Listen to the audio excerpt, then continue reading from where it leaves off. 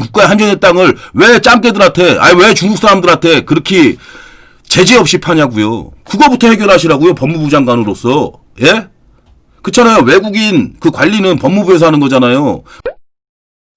즐거운 주말인데 좀 밖에서 나가서 좀 바람도 쐬고 그러고 싶은데 코로나19의 악화로 지금 방구석에서 열심히 유튜브 촬영하고 있는 방구석 유튜버 짬뽕인입니다. 여러분들 다 아는 더불어민주당의 탄핵 요정, 이 여권의 탄핵 요정 추미애 장관이 또 쌉소리를 싸질르기 시작해서 논란이 되고 있어서 이렇게 영상 찍게 됐습니다. 여러분들 다 아시죠? 추미애 장관. 요즘 이 양반 하고 있는 행보를 보면은 뭐랄까 확실히 뭔가를 타겟을 잡은 것 같습니다. 뭔가를 지금 노리고 있어요. 아무래도 공석이 된 서울시장 자리를 노리는 게 아닌가. 법무부 장관이 굳이 할 필요가 없는 저 부동산 얘기까지 과연 역대 법무부 장관 중에 저렇게 국정에 관여하고 감나라 배나라 꼴값을 떨던 장관이 있었나 싶어요.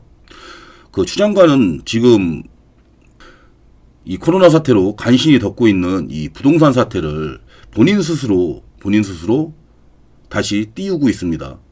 확실히 본인이 속해 있는 정당과 정부에 반하는 행동을 하고 있는 거예요. 제가 볼 때는 내부적으로는 굉장히 저 아줌마가 왜 또 저 설레발을 칠까 하는 사람들이 대부분일 것 같습니다. 근데 아무래도 자신이 주목을 받아서 서울시장 나가는 게 이 사람의 목적이겠죠. 이 사람이 국회의원도 많이 해먹고 그리고 어느 정도 야심이 있고 야욕이 있는 사람이기 때문에 국회의원 몇 번 해먹은 것과 그리고 이 법무부 장관으로 본인의 욕망을 아마 볼 수 없을 거라고 생각됩니다. 분명히 서울시장에 도전할 것이고 그리고 나중에는 대권까지 노려볼 만한 그런 엄청난 야심을 갖고 있는 아줌마입니다. 근데 이 아줌마가 오늘 얘기한 게 참 그래요. 이 아줌마가 오늘 얘기한 거를 한번 살펴보도록 하겠습니다. 추미애 부동산 급등 정부 탓 아니다. 주부도 뛰어든 투기 탓. 예, 나왔습니다. 더불어민주당 이 좌파들의 기본적인 성향 남 탓하기. 얼마 전까지만 해도 정부 여당의 모든 사람들이 그런 얘기를 했죠.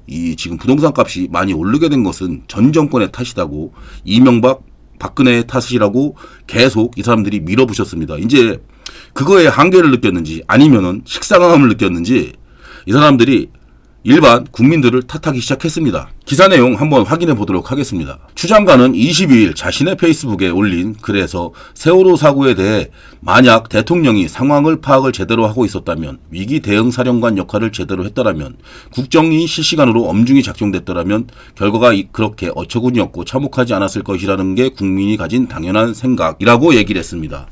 예, 뜬금포예요, 뜬금포. 갑자기 부동산 얘기를 꺼내려고 하는데 세월호가 튀어나옵니다. 저 개인적으로 생각했을 때는 그냥 안타까운 해양 교통사고입니다. 그리고 실시간으로 국정이 엄중히 작동되었다고 이 사람이 또 얘기를 하는데 얼마 전에 강원도에 큰 산불이 있을 때 문재인 대통령 뭐 했죠? 그거에 대해서 자기의 행적에 대해서 여직 밝히지 않고 있습니다. 한간에는 술을 마셨다 그런 얘기도 있는데 그건 그냥 썰이니까 넘어가도록 하고 일단 그거 먼저 밝히는 게 맞는 것 같습니다. 계속해서 보도록 하겠습니다. 투기 세력이 돈 많은 일부에 국한되지 않고 일반 주부에 이어 젊은 층마저 투기 대열에 뛰어들고 투기 심리가 전염병처럼 사회적으로 번졌다. 2018년 부동산 시장에는 부동산 스타 강사들이 증시처럼 일반 투자자를 모으고 표적 삼은 대상지를 버스를 타고 사냥하는 부동산 시장 작전 세력이 움직였다고 주장했다. 예, 주장입니다. 물론 저런 사람들도 있었겠죠. 근데 저는 이거 처음 듣는 얘기인데요. 여러분들은 이런 얘기 좀 들어보셨습니까? 버스를 타고 다니면서 사냥하듯이 집을 샀다고. 쉽게 말해서 집 관광 투어를 했다는 소리인데 있었을 거는 같아요. 있었을 건 같은데 그 양이라는 게 비율이라는 게 몇 프로나 될까요? 저 비율 때문에 우리나라 부동산 값이 지금 서울의 아파트 값이 60%나 상승을 했는데 그게 가능할까요? 저 사람들은 그렇게 돈이 한두 끝도 없이 나오는 사람일까요? 부동산 대출이 아무리 잘 되고 신용이 아무리 좋다고 해도 끝도 없이 돈이 나올까요? 저로서는 좀 이해가 안 되는 주장입니다. 또 부동산 정책을 비웃는 작전 세력이 있었고 그에 동조하는 사람들이 일반화되어 있기에 어떤 정책도 뒷북이 될 수밖에 없었다. 이걸 전적으로 정부 탓이라고 할 수 없는 이유이다라고 덧붙였습니다. 그러니까 정부는 잘했고 열심히 노력을 해서 부동산을 안정화시키려고 노력을 했는데 소위 말하는 작전 세력들, 예, 그것 때문에 지금 이 사단이 난 거다, 부동산 사태가. 지금 이 아줌마가 이렇게 얘기를 하고 있는 건데 동의하십니까? 예, 여러분들 동의하시냐고요? 정부의 정책은 집 없는 서민을 대상으로 한 주거 정책에 집중하고 서민이 집을 구할 때는 금융자원을 제대로 해줘야 하지만 투기 자본으로 대출되지 않도록 하는 근부 분리 방안을 고려해야 한다. 앞으로 신규 공급은 공공임대주택에 집중해야 할 것이다. 라고 얘기를 했습니다. 상식적으로 보통 사람들이 집을 장만할 때 대출을 받는 게 기본 아닌가요? 뭐 돈이 있어가지고 현금 주고 사는 사람들도 있겠지만 그런 사람들의 비율이 얼마나 되겠어요? 그러니까 이 사람이 하는 말은 금융과 부동산을 분리를 해야 된다고 얘기를 하고 있어요. 근부 분리 정책? 이게 무슨 쌉소리죠? 어떻게 금융과 부동산이 분리가 될 수 있습니까? 세계적으로 가장 자유민주주의와 자유시장 경제가 발달되어 있는 미국에서도 집을 살 때 대부분의 사람들이 대출을 통해서 집을 삽니다. 지금 이 말은 대출 규제를 하자는 소리예요. 앞으로 집을 장만할 때 대출을 해주지 않겠다는 소리죠. 그럼 어떻게 집을 사죠? 사람들이 그 이자를 내면서까지 집을 사는 이유가 뭘까요? 바로 주거 안정에 있습니다. 그리고 이 집값이 계속 오른다는 그런 어쩌한 희망, 그것 때문에 집값이 오르기 때문에 이 정도 이자는 내가 감당하고선 이 집을 사야겠다. 그런 거 아닌가요? 기본적으로 이 사람의 말은 저는 법적으로는 잘 모르지만 굉장히 위헌 소지도 있는 것 같아요. 자유대한민국의 자유시장 경제에서 자유롭게 집을 산다는데 뭔데 정부에서 막냐고요. 우리나라는 분명히 자유대한민국입니다. 자유시장 경제를 채택하고 있는 나라고요. 이게 뭐냐고요. 그리고 기본적으로 사람들이 갖고 있는 자가소유에 대한 욕망을, 어떻게 보면 본능과 같은 그 욕망을 자기가 뭔데 막으려고 하냐고요. 마지막에 나오잖아요. 앞으로 신규 공급은 공공임대주택을 우선으로 해야 된다고. 누가 임대주택 살고 싶어 하냐고요. 내 집에 살고 싶어 하지. 그게 사람들의 기본 욕망이라니까요. 그거를 왜 정부 여당에서 특히나 건방지게 법무부 장관이 이 부동산 정책에 감나라 배나라 껴드냐고요. 당신들의 기조가 보인다고요. 이 좌파들의 기조가 대한민국 국민들에게서 집을 뺏겠다는 거 아닙니까? 다들 공공주택에 살게 만들겠다는 거 아니에요. 사회주의인 저 윗동네 북한처럼. 그게 당신들의 기본적인 스탠스 아닙니까? 여러분들 지금 정말 이번 정부 여당에서 사회주의로 가는 이 사회적 시스템을 하나씩 구축하고 있다는 느낌이 점점 강하게 들고 있습니다. 말도 안 되는 어서 이런 뜬금없는 듣보잡, 근부분리라는 이런 이론을 내세우는 사람이 무슨 법무부 장관입니까? 자, 마지막으로 지난달에 추미애 장관이 싸질렀던 페이스북의 글 한번 보겠어요. 박정희 개발 독재 시대 이래로 서울 한강변과 강남 택지 개발을 하면서 부패 권력과 재벌이 유착해 땅 장사를 하고 금융권을 끌어들였습니다. 금융권이 기업의 가치보다 부동산에 의존하여 대출을 했습니다. 그러면서 금융과 부동산은 뗄래야 뗄 수 없는 기형적 경제체제를 만들어 온 것이죠. 이거는 이 사람 주장이에요. 아니 뭐가 기형적 경제체제냐고요. 뭐가요? 그러면은 은행은 무조건 기업에만 대출해야 되는 겁니까? 은행은 일반 국민들이라든지 이 집을 사고자 하는 사람들, 땅을 사고자 하는 사람들한테 대출을 해주면 안 되는 거예요? 그게 불법이에요? 그게 불법이면은 우리나라 국민들 다 잡혀가야 돼요. 맞잖아요. 재산세 내는 사람들은 다 잡혀가야 된다니까요.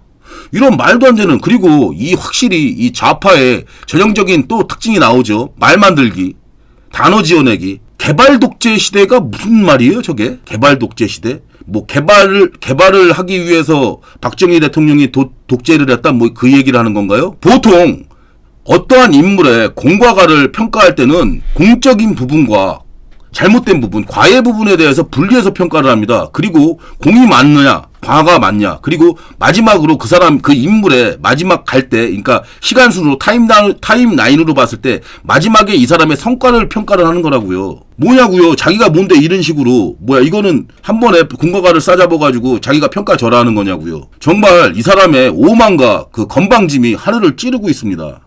한 국가의 한정된 자원인 땅에 더 이상 돈이 몰리게 해서는 국가의 비전도 경쟁력도 다 놓칠 것입니다. 그린벨트를 풀어 서울과 수도권에 전국의 돈이 몰려드는 투기판으로 가게 해서는 안 됩니다. 산업과 금융을 분리한 20세기 금산분리제도를 고안했습니다. 금융의 부동산 지배를 막아야 합니다. 그러기 위해서 금융과 부동산을 분리하는 21세기 금부분리 정책을 제안합니다. 예, 개소리입니다. 개소리라고요. 아니, 그래요. 한 국가에 한정된 자원인 땅, 그럼 외국인들 못 사게 하라고요. 왜 외국인들은, 특히나 중국 사람들은 그렇게 대한민국 서울에 엄청나게 많은 부동산을 계속 구매하고 있죠? 서울뿐만 아니죠. 가격이 오른 거라고 생각되는 제주도라든지 그런데 소위 말한 요지의 땅들을 지금 중국인들이 계속 사들이고 있습니다. 아무런 제재도 없이. 그거나 막으라고요. 한 국가에 한정된 땅을 왜 짱깨들한테, 왜 중국 사람들한테 그렇게 제재 없이 파냐고요. 그거부터 해결하시라고요. 법무부 장관으로서. 예?